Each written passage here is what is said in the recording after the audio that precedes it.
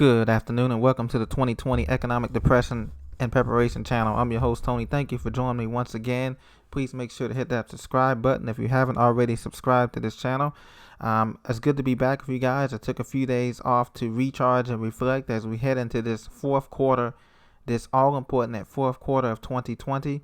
It's been a fast-paced but definitely an abnormal year in every aspect of most people's lives, not just in the United States but across the world. But here we are counting our blessings because we are alive.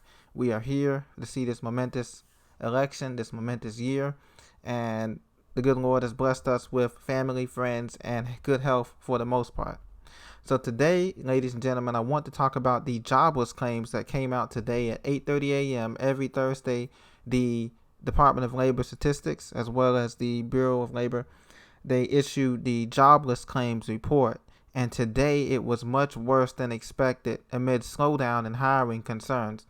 As you know, this marks the 30th week where total jobless claims have totaled more than 800,000 people, first-time unemployment claims. Today it totaled 840,000 people. That's higher than the 825,000 that Wall Street was estimating. Claims have remained above 800,000 every week since mid-March. We are now 8 months, going into 9 months in this pandemic. And ever since the pandemic started back in mid-March, if you remember, unemployment has been double digits.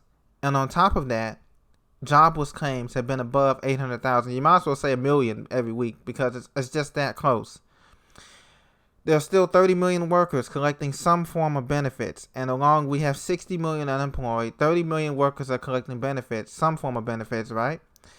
And we still have more jobless to go as we end 2020. We only have less than 2 months left in 2020. This is absolutely insane. So how can there be a K-shaped recovery? How can there be even a V-shaped recovery when we have this much loss?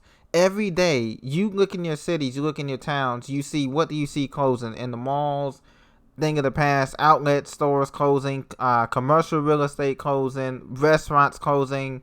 TGI Fridays filed for bankruptcy this past Monday. So many restaurants, so many businesses hurt, so many gyms, so many bars, so many sports venues hurt by this pandemic that's going on right now and by this sickness of the economy that's going on. So right now, the only bright spot is that continuing jobless claims dropped by 1 million to 10.98 million, according to the Labor Department release. And that's only because a lot of these systems are crashing. The unemployment systems in Illinois, Maryland, Ohio, Kentucky, Florida were crashing, and so people cannot go on and continue to get their benefits or file for benefits because the system was crashing. That's how many people were filing for unemployment. It's really, really bad. And as we've talked to before, it's not just the blue-collar workers, it's the white-collar workers being laid off at banks. A friend of mine just said at Wells Fargo, they've had layoffs. Banks have had to have layoffs at different places.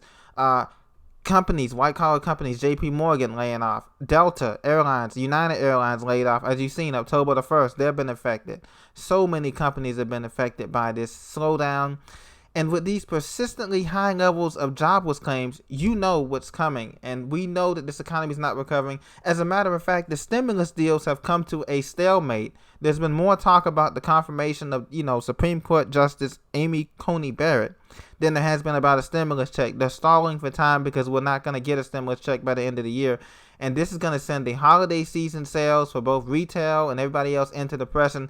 If people do not have jobs, where is the retail sales coming from? The numbers are going to be fudged. Where are people going to spend the money on if they do have a job? Those of us who still have a job are going to be spending on rent, car payments, insurances, kids' bills, school bills, and making sure that our families have the necessities to get ready for this depression that's coming up next year, because it's coming. As you can see, the numbers are backing up everything that we've been saying and that you have been saying for years, is that this is the time right now, because we're heading into the 100-year anniversary of the Great Depression coming up here in the next 2 to 3 years. And it's just going to get worse from here on out, ladies and gentlemen. The total of those getting benefits only fell by just over 1 million over the recent week and has been trending higher. First-time claimants under the Pandemic Unemployment Assistance Program went up to 465,000 for the week ending October 3rd.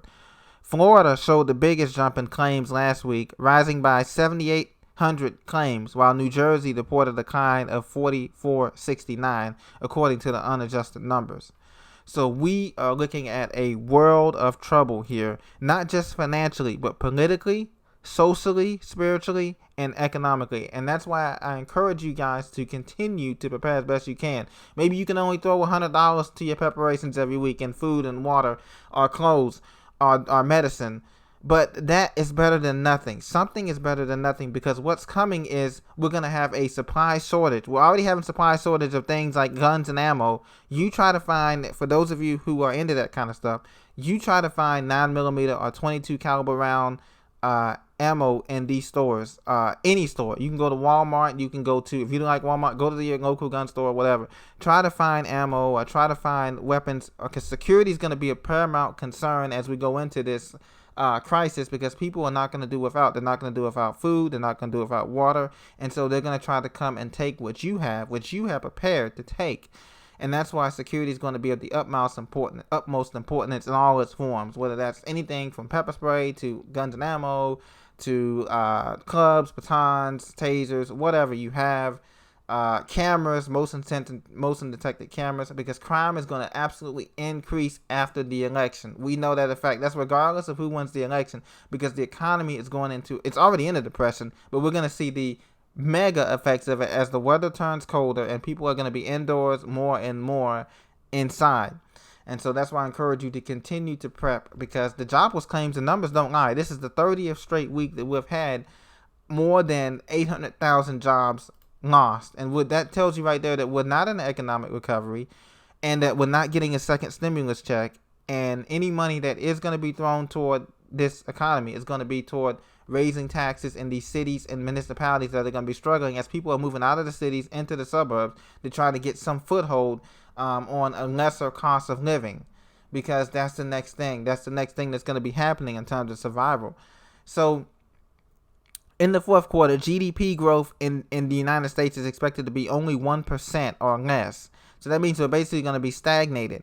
And you're going to see during this holiday season just how bad things are when there's even though the companies or retailers are putting out Christmas decorations and Christmas supplies, a lot of people are reusing their old Christmas supplies, decorations. A lot of people are shopping online. They're not going to any of these brick and mortar stores. And with this corona pandemic still going on, which we know is going to be here probably for another 2 years at least, things are really going to get bad, and that's why we have to be prepared, ladies and gentlemen. If you don't know how to grow a garden, find somebody, get into canning, okay? Get into canning vegetables, fruits, dried vegetables, things of that nature that you're going to need, trail mixes, things of that nature that you can take, that portable, that you can take with you. Because the supply chain has still exhibited. A lot of people told me that they cannot get supplies, basic supplies. As a matter of fact, it's since beyond food, furniture is backed up 2 months, 3 months. You try to order a couch if it's not on Wayfair, but if you try to order a couch through one of these stores like Haverty's or one of these furniture stores out here, discount furniture stores, they're backed up because the supply chain is broken. They're telling you that they're not going to be available until January or February 2021 for love seats or couches or beds. This is all because of the supply chain and because of the China trade war that we're losing tremendously. And that's why this economy is not going to recover, because we've shipped all the jobs, everything away to China, Thailand, and other manufacturers. And they have the means of production. We do not. Not only that, they have the manpower. They have over 1 billion people in their country that's working, that's making the manpower. And so when we go into this depression, we're going to feel it even more so. And they're going to come out of this depression. Countries like China, Russia, India, they're going to come out on the better end of this depression once this 10-year depression gets going next year in earnest, because they have the supply. You have to be your own asset. You have to be your own means of production for food, water, clothes, shelter, just like we were back in the day, just like our forefathers were. This is what America has got to get back to. It's going to be painful for us, even for those of us who are prepared. It's going to be a painful transition to get used to this lower standard of living that we're about to experience come next year and the year after next. But we have to start weaning ourselves off of all this materialism, because that has killed America. Greed with the upper 1% has killed America by not providing benefits for any of our workers and shipping our jobs off to overseas and not taking care of Americans. And also materialism has killed America. Overconsumption. 2/3 of the American economy is based on consumption. We have overconsumed in America, and not just America, but in Europe too, and to a lesser extent. And this is going to come back home to haunt us. So start weaning yourself away from this material stuff. You know, it's good to have a great place to live and a good car and maybe, you know, a nice phone and all that. But start to wean yourself away from this, because this is what you're going to need mentally to survive what's coming in this 10 to 12 year depression that we're going to go through starting in earnest next year with the housing collapse. And you're going to see the more unemployment to the extreme like you've never seen before in a lot of cities, not just in LA, DC, New York, Houston, and all of that. It's going to be widespread in a lot of these suburban towns too as well, in rural areas. So get prepared for that. God bless you, bless your families. If you have any questions or concerns or comments, please leave them down below. I try to answer them as best I can. And if you have any suggestions for future videos or any topics you want me to cover, I'll be sure to get back with you on that as well. Have a great day. I'll talk to you very soon.